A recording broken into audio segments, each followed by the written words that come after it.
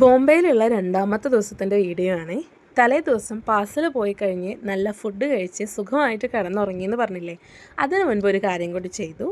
സ്ഥലങ്ങൾ കാണാനായിട്ട് എന്താ പണിയെന്ന്. കാരണം നമുക്ക് ഇന്ന് രാത്രിക്ക്, അതായത് രണ്ടാമത്തെ ദിവസം നൈറ്റിന് നമ്മൾ ഓൾറെഡി ഫ്ലൈറ്റ് എടുത്തിട്ടുണ്ട്. ഫ്ലൈറ്റ് ബുക്ക് ചെയ്തിട്ടുണ്ട്. നാവി മുംബൈയിൽ നിന്ന് കൊച്ചിയിലേക്കാണ് ഫ്ലൈറ്റ് കിട്ടിയത്. ഒരാൾക്ക് ഏകദേശം 7,000 രൂപയായിട്ടുണ്ടായിരുന്നുള്ളൂ. സോ നമ്മൾ സേഫായിട്ട് കൊച്ചിയിൽ ലാൻഡ് ചെയ്യുന്നു. സോ ആ ഒരു ദിവസം കംപ്ലീറ്റ്ലി നമുക്ക് അടിച്ച് പൊളിക്കാനുള്ളൊരു വകയുണ്ടാവണം. ബോംബെയിലേക്ക് ഇനി ഒരിക്കൽ കൂടി ചെല്ലുമോ എന്ന് ചോദിച്ചാൽ ഒരറിവില്ല. സോ നമ്മൾ പ്ലാൻ ചെയ്ത ഒരു പരിപാടിയാണ് മുംബൈ ദർശൻ എന്ന് പറഞ്ഞാൽ ഒരു പാക്കേജ് എടുക്കുക. നമ്മൾ ബാംഗ്ലൂർ ഞാൻ ജോലിക്ക് പോയിരുന്ന സമയത്ത് ഫാമിലീനെ കൊണ്ടുവരുമ്പോൾ അവിടെ അങ്ങനെ ഒരു പാക്കേജ് ഉണ്ടായിരുന്നു. നമ്മൾ രാവിലെ കയറിയ വൈകിട്ട് വരെ ബാംഗ്ലൂരിലുള്ള എല്ലാ സ്ഥലങ്ങളും കാണിച്ചു തരുന്ന ഒരു ഗവൺമെൻറ്റിൻ്റെ പാക്കേജ്. ബട്ട് അന്ന് അപ്പയും അമ്മയും കാറിൽ വന്നതുകൊണ്ട് നമ്മൾ കാറിലാണ് മൈസൂരും ബാംഗ്ലൂരും മൊത്തം 3 ദിവസം കറങ്ങിയത്. അതുകൂടാതെ മമ്മി വന്നിട്ട് കുറച്ച് ദിവസം എൻ്റെ കൂടെ സ്റ്റേ ചെയ്യുക ചെയ്തേ. അതുകൊണ്ട് തന്നെ ഓഫീസ് കഴിഞ്ഞുള്ള സമയങ്ങളിലാണ് മമ്മീനായിട്ട് കറങ്ങാൻ പോയിട്ടുണ്ടായിരുന്നത്. പിന്നെ ഏട്ടനും ഏട്ടത്തിയും വന്നിട്ടുള്ളതും വേറെ ദിവസമാണ്. സോ എല്ലാവരും കൂടി വരുമ്പോഴുള്ള ഒരു പാക്കേജ് എടുക്കാനായിട്ട് നമുക്ക് പറ്റിയില്ല. ഇവിടെ അങ്ങനെ ഒരു പാക്കേജ് ഉണ്ടെന്ന് അറിഞ്ഞപ്പോൾ പിന്നെ വേറെ ഒന്നും ആലോചിക്കുകയും ചെയ്തില്ല. നിങ്ങൾ ഈ ധാരാവി എന്ന് കേട്ടിട്ടുണ്ടോ? കണ്ടിട്ടില്ലെങ്കിൽ കണ്ടോ, ഇതാണ് ധാരാവി കേട്ടോ. ആ സ്ഥലത്തിൻ്റെ നെയിം ബോർഡൊക്കെ വായിച്ചപ്പോൾ നമുക്ക് ആ സിനിമയായിരുന്നു ഓർമ്മ വന്നിട്ടുണ്ടായിരുന്നത്. ധാരാവി എന്ന് പറഞ്ഞിട്ട് ഭീഷണിപ്പെടുത്തുന്ന ആ സിനിമയല്ലേ, ആ ഡയലോഗ്സും. അപ്പോൾ ഇതാണ് ധാരാവി. അവിടുത്തെ വീടുകളുടെയൊക്കെ പ്രത്യേകത കണ്ടോ, ഇന്നലെ തൊട്ട് ഞാൻ കാണുന്നതാണ്. കുഞ്ഞു പെട്ടി പോലത്തെ വീടുകൾ. അന്ന് അതേസമയം ആഡംബരമായിട്ടുള്ള ബംഗ്ലാവുകൾ വേറെയുണ്ട്. അപ്പോൾ നമ്മൾ പറഞ്ഞു വന്നത് മുംബൈ ദർശൻ. അപ്പോൾ നമ്മൾ അതിന് ചേരാൻ തീരുമാനിച്ചു. ഒരാൾക്ക് 600 രൂപയാണ് പൈസ വരുന്നത്. Without food AC bus. With ഫുഡാണെങ്കിൽ ചേഞ്ചസ് വരും. പക്ഷേ എനിക്ക് മനസ്സിലായത്തോടത്തോളം ബോംബെത്തെ എല്ലാ ഫുഡും എനിക്ക് കഴിക്കാൻ പറ്റില്ല. നമ്മൾ ഫുഡിൻ്റെ കാര്യത്തിലായിരുന്നു ഏറ്റവും കൂടുതൽ ബുദ്ധിമുട്ടിയിട്ടുണ്ടായിരുന്നത്. സോ എന്താണോ കിട്ടുന്നത്, എന്താണോ നമുക്ക് പറ്റുന്നത് അത് കഴിക്കാം. പാക്കേജിൽ ഫുഡ് ഇൻക്ലൂഡ് ചെയ്തെടുത്തില്ല. അതുപോലെ തന്നെ AC ഇല്ലാണ്ട് പുറത്തിറങ്ങാനും പറ്റില്ല. നമ്മൾ അവിടുന്ന് വന്നിട്ട് ഇന്ത്യത്തെ ക്ലൈമറ്റൊക്കെ ആയിട്ടൊന്ന് പരിചയപ്പെട്ട് വരണ്ടേ. ഒടുക്കത്തെ ചൂടും ഉഷ്ണമൊക്കെയാണ്. സോ ഞങ്ങൾ AC ബസ്സാണ് ചൂസ് ചെയ്തത്. ആന്ധ്രയിൽ നിന്ന് നമ്മൾ തന്നെ പിക്ക് ചെയ്തിട്ടുണ്ടായിരുന്നത് നോൺ AC ബസ്സാണ്. പിന്നീട് 3 ബസ്സും കൂടി ചേർന്നിട്ടുള്ളൊരു സ്ഥലത്തെത്തിയപ്പോൾ നമ്മൾ AC ബസ്സിലേക്ക് മാറ്റുകയാണ് ചെയ്തത്. അപ്പോൾ രാവിലെ തന്നെ നമ്മൾ മുംബൈ ദർശൻ പരിപാടിക്ക് വേണ്ടി ഇറങ്ങിയേക്കാണ്.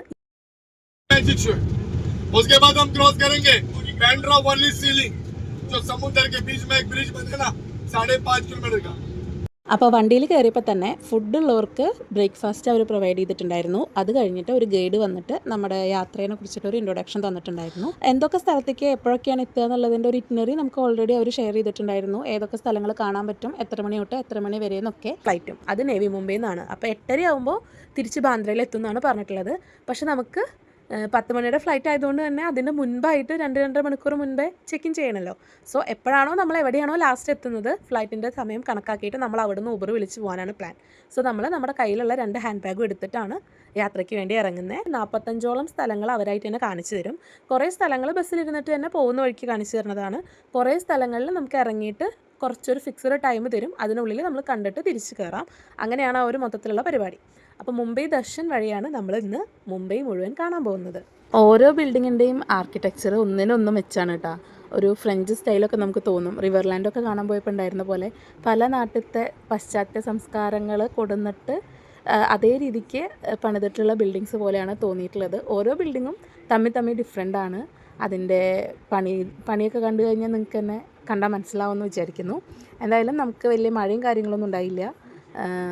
അത്യാവശ്യം നല്ല ക്ലൈമറ്റ് ആയിരുന്നു. നല്ല ചൂടുണ്ടായിരുന്നു. പിന്നെ ബസ് AC ആയ കാരണം അങ്ങനെ അറിഞ്ഞില്ല. പക്ഷെ പുറത്തേക്ക് ഇറങ്ങി നടക്കുമ്പോൾ നല്ല ബുദ്ധിമുട്ടുണ്ടായിരുന്നു കേട്ടോ. ബസ്സിൽ വെച്ചിട്ട് തന്നെ നമ്മൾ ഇന്ന് പോകുന്ന സ്ഥലത്ത് എവിടെയൊക്കെയാണോ നിർത്തി കാണേണ്ട സ്ഥലങ്ങൾ, ടിക്കറ്റ് എടുത്ത് കയറേണ്ട സ്ഥലങ്ങൾ, അതിനെക്കുറിച്ചിട്ടൊരു ധാരണ തന്നിട്ടുണ്ടായിരുന്നു. സോ ടിക്കറ്റിന് ഓരോരുത്തർക്ക് എത്ര രൂപ വെച്ചിട്ടാണെന്നുള്ളത് ഓൾറെഡി അവർ കണക്ട് ചെയ്തിട്ട് ഗൂഗിൾ പേ ആണെങ്കിൽ അങ്ങനെ, ക്യാഷ് ആണെങ്കിൽ അങ്ങനെ അവർക്ക് കൊടുത്തു കഴിഞ്ഞാൽ അവർ എല്ലാ സ്ഥലത്തും ടിക്കറ്റ് അറേഞ്ച് ചെയ്ത് വെക്കും. അപ്പോൾ നമുക്ക് വരിക്ക് നിന്ന് ടിക്കറ്റ് എടുക്കേണ്ട കാര്യമില്ല. അതിനുള്ള സമയമില്ല. ഒരു ദിവസം കൊണ്ട് ഇത്രയും സ്ഥലങ്ങൾ കാണണമല്ലോ. അപ്പോൾ അവർ ഇത്ര പേർക്കുള്ള ടിക്കറ്റ് അറേഞ്ച് ചെയ്തിട്ടുണ്ടാവും. നമ്മളവിടെ ചെല്ലുന്നു, നമുക്ക് എൻട്രി പാസ് തരുന്നു. അങ്ങനെയാണ്. അതുകൊണ്ട് എവിടെയും ടൈം ലാഗ് ഒന്നും ഉണ്ടായിരുന്നില്ല. അവർ പറയും ഒരു 1/2 മണിക്കൂർ അല്ലെങ്കിൽ 3/4 മണിക്കൂറോ 1.5 മണിക്കൂറിനുള്ളിൽ തിരിച്ചെത്തണം എന്ന് പറഞ്ഞാൽ ആ സമയത്തിൻ്റെ ഉള്ളിൽ നമ്മളവിടെ തിരിച്ചെത്തണം എന്ന് മാത്രം, ആ സ്പോട്ടിൽ. അപ്പം നമുക്ക് ഫസ്റ്റ് ഇറങ്ങി കാണാനുള്ള ഒരു പ്ലേസ് വന്നിട്ടുള്ളത് താജ് ഹോട്ടലാണ് കേട്ടോ. താജ് ഹോട്ടലും മെയിൻ ഗേറ്റ് ഓഫ് ഇന്ത്യയും, അത് രണ്ടുമാണ് നമുക്ക് ആദ്യം പാസ് തന്നിട്ട് നമ്മൾ കയറിയിട്ടുള്ള സ്ഥലം. അവിടെ നമുക്ക് ഫോട്ടോഗ്രാഫിയും കാര്യങ്ങളൊക്കെ ഉണ്ട്. അതുപോലെ ബോട്ടിംഗ് ഉണ്ട്. അപ്പോൾ അതിൻ്റെയൊക്കെ പൈസ അവർ തന്നെ നമ്മുടെ നിന്ന് മേടിച്ചിട്ട് ഓൾറെഡി ടിക്കറ്റ് എടുത്ത് വെച്ചിട്ടുണ്ടായിരുന്നു. അതുവരെ നമുക്ക് വണ്ടിയിൽ ഇരുന്ന് പോകുന്ന സമയത്തായിരുന്നു ഓരോ സ്ഥലങ്ങൾ കാണിച്ചു തന്നിട്ട് അതിൻ്റെ പ്രത്യേകതകളും അതിൻ്റെ എപ്പോഴാണ് പണിതത് അങ്ങനത്തെ കാര്യങ്ങളും ബിൽഡിങ്ങുകളും അതുപോലെ വഴികളുടെ പ്രത്യേകതകളും കാര്യങ്ങളും ഏരിയകളുടെ പ്രത്യേകതകളും കാര്യങ്ങളൊക്കെ പറഞ്ഞു തന്നിട്ടുണ്ടായിരുന്നേ. ഫസ്റ്റ് സ്പോട്ട് നമ്മൾ ഇറങ്ങി കണ്ടത് ഈ പറഞ്ഞ മെയിൻ ഗേറ്റ് ഓഫ് ഇന്ത്യയും അതുപോലെ താജ് ഹോട്ടലാണ്. 1911 ബ്രിട്ടൻ രാജാവായിട്ടുള്ള ജോർജ് അഞ്ചാമൻ നമ്മുടെ മുംബൈയിൽ എത്തിയതിൻ്റെ സ്മാരകമായിട്ടാണ്, അതിൻ്റെ ഒരു ഓർമ്മയ്ക്കായിട്ടാണ് ഈ ഗേറ്റ് വേ ഓഫ് ഇന്ത്യ സ്ഥാപിച്ചിട്ടുള്ളത്. സമുദ്രമാർഗം മുംബൈയിൽ മുംബൈ നഗരത്തിൽ എത്തിച്ചേരുമ്പോൾ എല്ലാവരും ഇതുവഴിയാണ് മുംബൈ നഗരത്തിലേക്ക് പ്രവേശിച്ചിരുന്നത്. അപ്പോൾ അതുകൊണ്ട് ഒരു പ്രതീകാത്മകമായിട്ടാണ് അങ്ങനെ ഗേറ്റ് വേ ഓഫ് ഇന്ത്യ അവിടെ പണി കഴിപ്പിച്ചിട്ടുള്ളത്. അറബിക്കടലിൻ്റെ തീരത്തായിട്ടാണ് ഗേറ്റ് വേ ഓഫ് ഇന്ത്യ സ്ഥിതി ചെയ്യുന്നത്. താജ് ഹോട്ടലിൽ പലർക്കും അറിയാം, നമുക്കൊരു ഹിന്ദി സിനിമയൊക്കെ ഉണ്ടായിരുന്നു. ഇവിടെ ഒരു അറ്റാക്ക് നടന്നിട്ടുണ്ടായിരുന്നു, അതിലൊരു സൈനികൻ വീരമൃത്യു മരിച്ചിട്ടുണ്ട്. അതിൻ്റെ ഒരു ഹിന്ദി ഫിലിം നമ്മൾ കണ്ടിട്ടുണ്ടായിരുന്നു പണ്ട്. അപ്പോൾ ആ ഒരു അറ്റാക്ക് നടന്നിട്ടുള്ള ഹോട്ടലാണിത്. ആഡംബരമായിട്ടുള്ള പഞ്ചനക്ഷത്ര ഹോട്ടലാണ്, 5 സ്റ്റാർ റേറ്റിംഗ് ഉള്ള ഹോട്ടലാണ്. മുംബൈയിലെ തന്നെ ഏറ്റവും ചരിത്ര പ്രശസ്തവും അതുപോലെ പ്രാധാന്യവും ഉള്ളൊരു ഹോട്ടലാണ്. ഈ താജ് ഹോട്ടൽ നിർമ്മിക്കുന്നതിന് ഒരു കാരണം ഉണ്ടായിട്ടുണ്ട്. ആ കഥ എങ്ങനെയാണ്, അന്നത്തെ പ്രശസ്തനായിട്ടുള്ളൊരു വ്യവസായ സ്ഥാപകൻ ഉണ്ടായിരുന്നു, ജംഷഡ്ജി ടാറ്റ. ആൾക്ക് വാട്സൺ എന്ന് പറഞ്ഞിട്ടുള്ളൊരു ഹോട്ടലിൽ ഇന്ത്യക്കാരനായതുകൊണ്ട് പ്രവേശനം നിഷേധിച്ചു. അതിൻ്റെ പേരിൽ അയാൾക്ക് മനോവിഷമം ഉണ്ടാവും. ഇത്രയും വലിയൊരു പഞ്ചനക്ഷത്ര ഹോട്ടൽ ടാറ്റയുടെ സ്ഥാപകനായിട്ടുള്ള ജംഷഡ്ജി ടാറ്റയാണ് ഇത്രയും വലിയൊരു പഞ്ചനക്ഷത്ര ഹോട്ടൽ മുംബൈയിൽ സ്ഥാപിച്ചത്. അപ്പോൾ അപ്പോഴേക്കും നമുക്ക് ബോട്ടിൽ കയറാനുള്ള 2 പാസ് കിട്ടിയിട്ടുണ്ട്. വരിക്ക് നിൽക്കുന്ന സമയത്ത് മറ്റേ ഫ്രിഡ്ജിൻ്റെ മുകളിലൊക്കെ ഒട്ടിക്കാൻ പറ്റുന്ന മാഗ്നറ്റ് ആയിട്ടുള്ള സാധനമില്ലേ, അപ്പോൾ അത് വിൽക്കാനായിട്ട് ഒരു ചേട്ടൻ വന്നിട്ടുണ്ടായിരുന്നു. അപ്പോൾ മുംബൈയുടെ തന്നെ നല്ല ഒരു മാഗ്നറ്റ് നമ്മൾ മേടിച്ചിട്ടുണ്ടായിരുന്നു, ഒരു ഓർമ്മയ്ക്ക് സൂക്ഷിക്കാൻ വേണ്ടിയിട്ട്. അപ്പോൾ നമ്മൾ കുറച്ച് നേരം വരിക്ക് നിൽക്കേണ്ടി വന്നു. ഓരോ ബോട്ടിലും ഓരോരുത്തരെ കയറിയിട്ട് ഒന്ന് റൗണ്ട് അടിച്ചിട്ട് കൊണ്ടുവരികയാണ് ചെയ്തത്. ഒരു അരമണിക്കൂർ 3/4 മണിക്കൂർ നേരം ഉണ്ടായിരുന്നു ഈ ഒരു ബോട്ട് യാത്ര. അതിനകത്തും അവർ കുറേ സ്ഥലങ്ങൾ കാണിച്ചിരുന്നുണ്ട്. ഒരു ഗൈഡ് ഉണ്ടായിരിക്കും. ഈ എണ്ണ കുഴിച്ചെടുക്കുന്ന സ്ഥലങ്ങൾ, അതുപോലെ വലിയ വലിയ ഷിപ്പുകൾ കാര്യങ്ങളൊക്കെ വ്യവസായ അടിസ്ഥാനത്തിൽ നമ്മുടെ നാട്ടിലേക്ക് വരുന്ന വലിയ ഷിപ്പുകളും കാര്യങ്ങളൊക്കെ കാണിച്ചു തന്നിട്ടുണ്ടായിരുന്നു. അതുപോലെ ചരിത്രപ്രധാനമായിട്ടുള്ള കുറേ സ്ഥലങ്ങൾ കാണിച്ചു തന്നിട്ടുണ്ടായിരുന്നു. അത്യാവശ്യം നല്ല വെയിലുണ്ട് കേട്ടോ. നമ്മളവിടെ വരിക്ക് നിൽക്കുന്ന സമയത്ത് നമ്മുടെ പകുതി ടീമിലുള്ള ആൾക്കാരെ ആദ്യത്തെ ഷിപ്പിൽ പോയിട്ടുണ്ട്. നമ്മൾ 2ാമത്തെ ടീമാണ് നിൽക്കുന്നത്. അറബിക്കടലിൻ്റെ ഒരു ഭാഗമാണ് കേട്ടോ ഇത്. അതുകൊണ്ട് വെള്ളത്തിൻ്റെ അവിടെ നല്ല തണുപ്പുണ്ടായിരുന്നു, എന്നാലും നല്ല വെയിലും ഉണ്ടായിരുന്നു. പിന്നെ വെള്ളം കുറച്ച് കലങ്ങി മറിഞ്ഞിട്ടുള്ളതാണ്. ഇപ്പോൾ ഈ കാണുന്ന ഷിപ്പുകളിലൊക്കെ നമുക്ക് ഇങ്ങനെ ഒരു റൗണ്ട് അടിക്കാൻ വേണ്ടിയിട്ടുള്ള സാധനങ്ങളാണ്. അതിനകത്ത് അവർ സ്നാക്സും വെള്ളവും കാര്യങ്ങളും ഐസ്ക്രീമും സൺഗ്ലാസ്സും ഒക്കെ കൊടുന്ന് വയ്ക്കുകയൊക്കെ ചെയ്യുന്നുണ്ടായിരുന്നു. അങ്ങനെ നമ്മുടെ വണ്ടി വന്നിട്ട് നമ്മൾ ആദ്യം കയറി ഇരുന്നിട്ടുണ്ട്. സോ ഇവിടെ ഒരു ദ്വീപും കാര്യങ്ങളൊക്കെ ഉണ്ടെന്നാണ് പറഞ്ഞത്. അവിടെയൊക്കെ ഒന്ന് കണ്ടിട്ട് വരാം. നല്ല ഓളം ഉണ്ടായിരുന്നു കയറുന്ന സമയത്ത്. നമ്മൾ ഈ മതിൽക്കെട്ടിൻ്റെ മുകളിലൊക്കെ വെള്ളം വന്ന് ഇടിച്ചിട്ട് തിരിച്ചു പോവില്ലേ, അപ്പോൾ ആ ഓളത്തിലാണ് നമ്മൾ കയറുന്നത്. അതും കുറേ പേരൊക്കെ കയറുന്ന സമയത്ത് നമ്മൾ ഇങ്ങനെ തട്ടി അല്ലെങ്കിൽ പിടിക്കാൻ വരികയൊക്കെ ചെയ്യുമ്പോൾ നമ്മുടെ ബാലൻസ് നന്നായിട്ട് പോകുന്നുണ്ട്. അപ്പോൾ നല്ല കെയർഫുള്ളായിട്ട് വേണം കയറാനും ഇറങ്ങാനും. ജോബിച്ചുള്ള കാരണം കുഴപ്പമില്ല, എന്നെ കൈ പിടിച്ച് കയറ്റി. പക്ഷേ എല്ലാവരും വീഴാൻ പോകുന്നൊക്കെ ഉണ്ടായിരുന്നു കേട്ടോ, നന്നായിട്ട് ആടി വലഞ്ഞിട്ടുള്ളതിൽ കയറുന്ന കാരണം. അപ്പോൾ നമുക്ക് ഫ്രണ്ടിൽ തന്നെ സീറ്റ് കിട്ടിയിട്ടുണ്ട്. നമുക്കിതിലും ഒരു ഗൈഡ് ഉണ്ടായിരുന്നു. അവർ ഓരോ ഷിപ്പിനെ കുറിച്ചിട്ടും സ്ഥലങ്ങളെ കുറിച്ചിട്ടൊക്കെ വിവരിക്കുന്നുണ്ടായിരുന്നു. ബട്ട് എവിടെ ചെന്നാൽ ഹിന്ദിയാണ്. സോ നമുക്ക് കുറച്ചൊക്കെ മനസ്സിലായി. ഒന്നാമത് ഇത്രയും ആളും ബഹളമുള്ളതിൻ്റെ ഇടയ്ക്ക് കുറച്ച് ദൂരത്തു നിന്നൊക്കെയാണ് പറയണത്. എന്നാലും കുറേ കാര്യങ്ങളൊക്കെ മനസ്സിലായി. നമുക്ക് ഇവിടെ സ്റ്റോക്ക് മാർക്കറ്റിൻ്റെ ഷെയർ മാർക്കറ്റിൻ്റെ ബിൽഡിങ്ങും കാര്യങ്ങളൊക്കെ കാണിച്ചിട്ടുണ്ടായിരുന്നു. പിന്നെ എണ്ണക്കപ്പലുകൾ കാണിച്ചിട്ടുണ്ടായിരുന്നു. ചരക്ക് വിനിമയം നടത്തുന്ന കപ്പലുകളുണ്ട്. കടലിൽ തന്നെ വെയിറ്റ് ചെയ്തുകൊണ്ടിരിക്കുക, അവർക്ക് ഓർഡർ വരുമ്പോൾ അല്ലെങ്കിൽ കരാർ വരുമ്പോൾ മാത്രം പോയി എടുക്കുക വരിക അങ്ങനെ. പിന്നെ നേവി കപ്പലുകളൊക്കെ ഉണ്ടായിരുന്നു. നമ്മുടെ കരയിൽ നിന്ന് ബോട്ട് നീങ്ങുന്നതിനനുസരിച്ചിട്ട് നമ്മുടെ താജ് ഹോട്ടലിൻ്റെയും അതുപോലെ തന്നെ ഗേറ്റ് വേ ഓഫ് ഇന്ത്യയുടെയും പനോരമിക് ആയിട്ടുള്ള ഒരു വ്യൂ നമുക്ക് കിട്ടും. മറ്റേ വെള്ളത്തിൻ്റെയും ആകാശത്തിൻ്റെയും നടുക്ക് നിൽക്കുന്ന ആ ഒരു ബിൽഡിങ്സൊക്കെ നല്ല രസമുണ്ട് കാണാൻ. പിന്നെ ഒരുപാട് കപ്പലുകളും കാര്യങ്ങളും ഉണ്ട്. പിന്നെ നിങ്ങൾ ശ്രദ്ധിച്ചോന്ന് അറിയില്ല, നമുക്ക് ഇടയ്ക്കിടയ്ക്ക് സീഗൾ എന്ന് പറഞ്ഞിട്ടുള്ളൊരു പക്ഷി, കടൽ പക്ഷികളാണ്. അവർ പാലായനം ചെയ്ത് വരുന്നതാണ്, ദേശാടന പക്ഷികളാണ്. ചില സമയത്ത് ശീതകാലത്ത് മാത്രമേ ഇവിടെ ഉണ്ടാവുള്ളൂ എന്നാണ് പറയുന്നത്. അപ്പോൾ അവർ നമ്മുടെ ബോട്ടിന് ചുറ്റും ഇങ്ങനെ കറങ്ങിക്കൊണ്ടേ ഇരിക്കുന്നുണ്ടാവും. ഞാൻ ആദ്യം കൊക്കൊക്കെയാവുമെന്ന് വിചാരിച്ചത്, പക്ഷെ നല്ല വലുപ്പമുണ്ട് കേട്ടോ. പിന്നെ നമ്മുടെ ഇത്രയും അടുത്ത് കൂടെ പറക്കണത് കാണാനും ഒരു രസമുണ്ട്. അതൊരു നല്ല എക്സ്പീരിയൻസ് ആയിരുന്നു കേട്ടോ. അങ്ങനെ ബോട്ടിന് ചുറ്റും 100 കണക്കിന് സീഗൾ പക്ഷികളാണ് പറക്കുന്നത് കാണാൻ പറ്റുക. അത് ഇപ്പോൾ നമ്മൾ ടൂറിസ്റ്റുകളായിട്ടാണല്ലോ അവിടേക്ക് പോകുന്നത്, അപ്പോൾ നമുക്ക് അത് കാണാൻ പറ്റുക എന്നുള്ളത് വലിയൊരു കാര്യം തന്നെയാണ് കേട്ടോ. പിന്നെ ഉണ്ടായിരുന്നത് നാവികസേനയുടെയും മുംബൈ പോർട്ടിൻ്റെയൊക്കെ കപ്പലുകൾ. ഞാൻ നേരത്തെ പറഞ്ഞല്ലോ, യുദ്ധക്കപ്പലുകൾ, അന്തർവാഹിനികൾ, അങ്ങനത്തെ കാര്യങ്ങളൊക്കെ കാണാൻ പറ്റും. അവരങ്ങനെ കുറേ കാര്യങ്ങൾ ഡിസ്ക്രിപ്ഷൻ തരുന്നുണ്ട്. ഓരോ ഷിപ്പ് അല്ലെങ്കിൽ ഓരോ കപ്പലുകൾ കാണുമ്പോഴും ഇത് ഇന്നതിൻ്റെയാണ്, അതങ്ങനത്തെയാണ്, ഇതിങ്ങനത്തെയാണ്, ആ ഗ്രേ കപ്പൽ അങ്ങനെയാണ്, ഈ വെള്ള കപ്പൽ ഇങ്ങനെയാണ് എന്നൊക്കെ പറഞ്ഞിട്ട് ഒരുപാട് ഇൻസ്ട്രക്ഷൻസ് തരുന്നുണ്ട്. നമ്മളൊരു 10, 50, 100 പേരായിട്ടാണ് ആ ഷിപ്പിൽ പോകുന്നത്. അതുകൊണ്ട് നമുക്ക് പകുതി മുക്കാലും കേൾക്കാനും പറ്റില്ല ആളുകളുടെ ഒച്ചയിടലും കാര്യങ്ങളൊക്കെ കാരണം. എങ്കിലും മനസ്സിലായ കുറച്ച് കാര്യങ്ങൾ വെച്ചിട്ട് പറയണതാണ്. അതുപോലെ എണ്ണ കുഴിച്ചെടുക്കുന്ന കപ്പലുകളും അയാൾ കാണിച്ചു തന്നിട്ടുണ്ടായിരുന്നു. അതുകൂടാതെ ഇങ്ങനെ പാക്കേജസ് ആയിട്ട് ബോട്ടിങ്ങും കാര്യങ്ങളൊക്കെ വേറെ രീതിക്ക് അങ്ങനെയും നടക്കുന്നുണ്ട്. ഫോറിനേഴ്സ് അധികം ഇല്ലാത്തതുകൊണ്ടായിരിക്കാം, കൂടുതൽ ഇന്ത്യക്കാർ തന്നെ ആയിരിക്കാം, അതുകൊണ്ടായിരിക്കാം ഹിന്ദിയിൽ അവർ തർജ്ജമ ചെയ്യുന്നത്. ബട്ട് ഇംഗ്ലീഷ് ആയിരുന്നെങ്കിൽ എല്ലാവർക്കും കുറച്ചുകൂടി നല്ലതാവുമെന്ന് തോന്നുന്നു. പക്ഷേ പണ്ട് കാര്യമില്ല, ഞാനും ഹസ്ബൻഡും വേറൊരു കുട്ടിയും മാത്രമാണ് നമ്മുടെ ഒരു ഏജിൽ ഉണ്ടായിരുന്നത്. ബാക്കി എല്ലാവരും പിള്ളേരും മക്കളൊക്കെ ആയിട്ട് ഫാമിലി ആയിട്ട് പോകുന്നവരാണ്. പിന്നെ ഫോറിനേഴ്സ് ആരും ഉണ്ടായിരുന്നില്ല. സോ അതുകൊണ്ടായിരിക്കാം ഹിന്ദിയിൽ തന്നെ തർജ്ജമ ചെയ്തത്.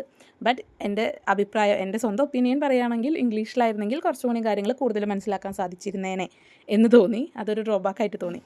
ഇവിടെ ആയിട്ടാണ് ആൾ ഷെയർ മാർക്കറ്റിൻ്റെ ബിൽഡിംഗ് കാണിച്ചു തന്നിട്ടുണ്ടായിരുന്നത്. പക്ഷേ ഫോണിൽ അത്ര ക്ലിയർ ആയിട്ട് കാണുന്നില്ല.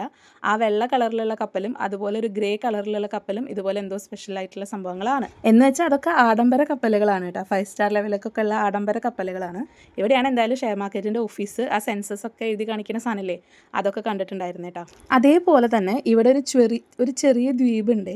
ആ ദ്വീപിലെ ഒരു ചെറിയ കോട്ടയുണ്ട്. ആ കോട്ടയുടെ പ്രത്യേകത എന്താണെന്ന് വെച്ചാൽ നമ്മുടെ ഗേറ്റ് വേ ഓഫ് ഇന്ത്യക്ക് സമീപം കടലിന് നടുവിലായിട്ട് ചരിത്രപ്രസിദ്ധമായിട്ടുള്ള ഒരു ദ്വീപാണ്. ആ കോട്ട ബ്രിട്ടീഷ് കാലത്ത് തീരസംരക്ഷണത്തിന് വേണ്ടിയിട്ട് നിർമ്മിച്ചിട്ടുള്ളതാണെന്നാണ് പറയുന്നത്. ഇതിൻ്റെ ഇടയ്ക്ക് ആ സീകളിൽ പറഞ്ഞത് ആരെങ്കിലും ശ്രദ്ധിച്ചോ എന്നറിയില്ല. നന്നായിട്ട് ശ്രദ്ധിച്ചാൽ കാണാം ഇടയ്ക്കിടയ്ക്ക് പക്ഷികൾ പറക്കുന്നത്, അതാണ് സീകൾ. ഈ പക്ഷീനെ കുറിച്ചിട്ടാണ് ഞാൻ നേരത്തെ പറഞ്ഞത്. അതുപോലെ ഞാൻ മുന്നേ പറഞ്ഞിട്ടുണ്ടായിരുന്നു ഇവിടെ കുറേ പാക്കേജസ് ഉണ്ടെന്ന്. നമുക്ക് ഓരോ റൂട്ട് എടുത്തിട്ട് പോകാൻ പറ്റും. നമുക്കിപ്പോൾ ജസ്റ്റ് ഒരു റൗണ്ട് അടിച്ച് പോരുക, ഇതെല്ലാം കാഴ്ചകളൊക്കെ കാണുക എന്നുള്ളതാണ്. അതല്ലാതെ എലിഫൻ്റ ഗുഹകൾ എന്ന് പറഞ്ഞിട്ടുള്ള, എലിഫൻ്റ കേവ്സ് എന്ന് പറഞ്ഞിട്ടുള്ള ഒരു റൂട്ടുണ്ട്. അത് ഇവിടുത്തെ പ്രശസ്തമായിട്ടുള്ള ഒരു റൂട്ടാണ്. ഏകദേശം 1 മണിക്കൂറാണ് ആ യാത്ര ഉണ്ടാവുക എന്നാണ് പറഞ്ഞത്. അതിൽ കയറി കഴിഞ്ഞാൽ നമുക്ക് എലിഫൻ്റ ദ്വീപിക്ക് പോകാൻ പറ്റും. അവിടെ യുനെസ്കോ പൈതൃക പട്ടികയിലുള്ള ചരിത്രപ്രസിദ്ധമായിട്ടുള്ള പാറയിൽ കൊത്തിയിട്ടുള്ള ശിവക്ഷേത്ര ഗുഹകൾ കാണാൻ പറ്റും. അതുപോലെ തന്നെ മാണ്ഡുവ ബീച്ചും അലിബാഗും അവിടേക്കുള്ള എന്താ പറയുക പാക്കേജുകളും അവൈലബിൾ ആണ്. ഗേറ്റ് വേയിൽ നിന്ന് മാണ്ഡുവയിലേക്ക് വലിയ സ്പീഡ് ബോട്ടുകളുണ്ട്, കാറ്റമറൻ സർവീസുകളൊക്കെ അവൈലബിൾ ആണ്. ഈ മാണ്ഡുവ ബീച്ചിൽ എത്തിക്കഴിഞ്ഞാൽ പിന്നെ അവിടെ നിന്ന് റോഡ് മാർഗം നമുക്ക് അലിബാഗ് ബീച്ചിലേക്കും പോകാൻ പറ്റും. സമയക്കുറവ് കാരണമാണ് ഈ പാക്കേജിൽ ഉൾപ്പെടുത്താത്തതെന്ന് വിചാരിക്കുന്നു. അതുകൂടാതെ മുംബൈ ഹാർബർ സൺസെറ്റ് ക്രൂയിസ് ഉണ്ട്. അതായത് എങ്ങോട്ടും പോകുന്നില്ല, അറബിക്കടലിൽ ഒരു 30-45 മിനിറ്റ് ഇങ്ങനെ ചുമ്മാ കിടന്ന് കറങ്ങും. വൈകിട്ടത്തെ അസ്തമയ സൂര്യനെ കാണാൻ പറ്റും, കടലിലെ സൂര്യൻ മുങ്ങിത്താഴുന്നത്. അതേപോലെ തന്നെ മുംബൈയിലെ ഇത്രയും ബിൽഡിങ്സിലെ, തീരദേശത്തുള്ള ഇത്രയും ബിൽഡിങ്സിലെ ലൈറ്റ്സ് ഒക്കെ ഓൺ ആവുന്നത് കാണാൻ പറ്റും. അപ്പോൾ ആ ഒരു അസ്തമയ സമയത്ത് ഇങ്ങനെ ഒരു 30-45 മിനിറ്റ്സ് ചുമ്മാ ഈ ഒരു സ്പീഡ് ബോട്ടിലേക്ക് കറങ്ങുക. ആ ഒരു ക്രൂയിസാണ് ഈ പറഞ്ഞ അവസരം ഒരുക്കി. അങ്ങനെ ഒരു പാക്കേജ് അവൈലബിൾ ആണ്.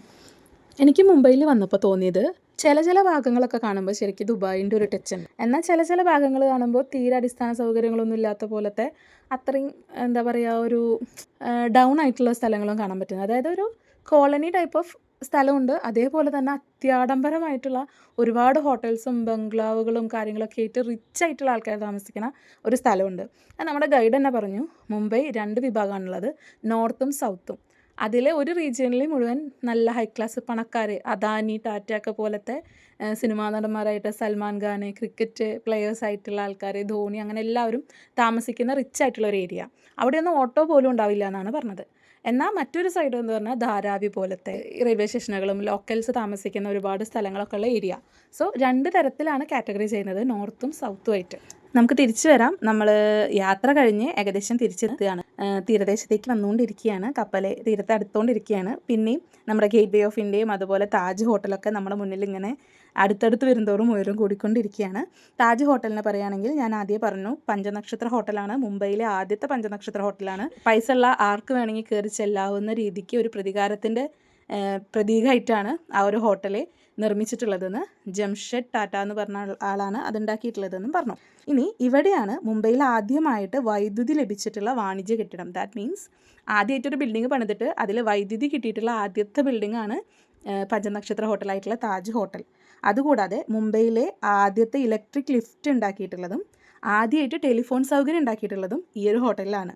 അത് രണ്ടും ഭയങ്കര നൊസ്റ്റു മെമ്മറബിൾ ആയിട്ടുള്ള സാധനമാണ് അല്ലേ. ആദ്യമായിട്ട് ടെലിഫോൺ ലൈനും ആദ്യമായിട്ട് ലിഫ്റ്റും ഉണ്ടാക്കിയിട്ടുള്ളത് മുംബൈയിലെ ഈ 5 സ്റ്റാർ ഹോട്ടലിലാണെന്നുള്ളത്. അപ്പോൾ എല്ലാവരും ഒന്ന് നോട്ട് ചെയ്ത് വെച്ചോ. പിന്നെ ഇതിൻ്റെ തലപ്പത്തായിട്ട് ഒരു ചുവന്ന കമാനം പോലെ തോന്നണില്ലേ, അത് കടലിലൂടെ വരുന്ന ഒരു കൂടാരം പോലത്തെ സ്ഥലം. അത് കടലിലൂടെ വരുന്ന ആൾക്കാർക്ക് ദിശ മനസ്സിലാവാനും കൂടിയാണ്, വഴി അറിയാനൊക്കെ ആയിട്ടുള്ള ഒരു അടയാളം കൂടിയായിട്ടാണ് ചരിത്രം പറയുന്നത് കേട്ടോ. അതുപോലെ തന്നെ ഞാൻ മുന്നേ പറഞ്ഞു, ഒരു ഭീകരാക്രമണം നേരിട്ടിട്ടുണ്ട് 2008 മുംബൈ ഭീകരാക്രമണത്തിൽ ഈ ഹോട്ടലിന് വലിയ നാശനഷ്ടങ്ങൾ സംഭവിച്ചിട്ടുണ്ടായിരുന്നു. അത് കഴിഞ്ഞിട്ട് പിന്നീട് മനോഹരമായിട്ട് പുതുക്കി പണിയാണ് ചെയ്തിട്ടുള്ളത്. അന്ന് പാകിസ്ഥാനിൽ നിന്ന് ഭീകര സംഘടനയിലെ 10 അംഗങ്ങൾ ഈ ആക്രമണം നടത്തിയത് കടൽ മാർഗം വന്നിട്ടാണ്. അന്ന് ഒരേ സമയം ഒരുപാട് ആൾക്കാരുള്ള കുറേ സ്ഥലങ്ങളിൽ ഒരുമിച്ച് അറ്റാക്ക് നടത്തുക ചെയ്തത്. ഛത്രപതി ശിവാജി ടെർമിനൽ, അത് നമ്മൾ പോയിട്ടുള്ള സ്ഥലമാണ്. ഏറ്റവും കൂടുതൽ ആൾക്കാർ കൊല്ലപ്പെട്ടിട്ടുള്ളത് അവിടെയായിരുന്നു. അതുപോലെ തന്നെ ഈ താജ്മഹൽ പാലസ് ഹോട്ടൽ, അതുപോലെ ലിയോപോൾസ് കഫേ, വിനോദസഞ്ചാരികളൊക്കെ കൂടുതൽ വരുന്ന സ്ഥലമാണ്. നരിമാൻ ഹൗസ്, കാമ ഹോസ്പിറ്റൽ. ഈ നരിമാൻ ഹൗസ് ജൂതന്മാരുടെ ഒരു സാംസ്കാരിക കേന്ദ്രമായിരുന്നു കേട്ടോ. പിന്നെ കാമ എന്ന് പറഞ്ഞൊരു ഹോസ്പിറ്റൽ. അത്രയും സ്ഥലത്ത് ഒരുമിച്ച് അറ്റാക്ക് നടക്കുകയുണ്ടായത്. ഏകദേശം 166 പേര് ഇതിൽ മരിച്ചു. വിദേശികളടക്കം 166 പേരോളം ഇതിൽ കൊല്ലപ്പെട്ടു എന്നാണ് പറയുന്നത്.